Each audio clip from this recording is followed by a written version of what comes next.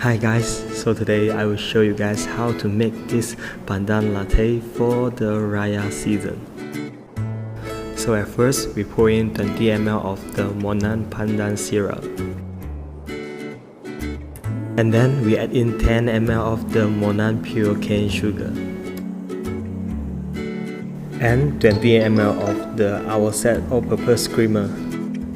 And then we stir it gently for the green part.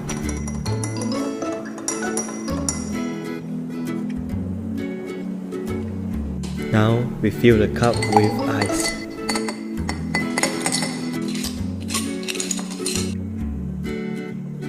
We add in 2 pieces of Pandan Leaf as decoration.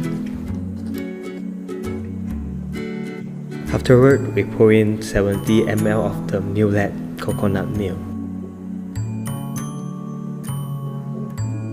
Then for the last step, we add in 60 ml of the Espresso. Ta-da! So this is the drink that we're sharing on today, which is the Pandan Latte.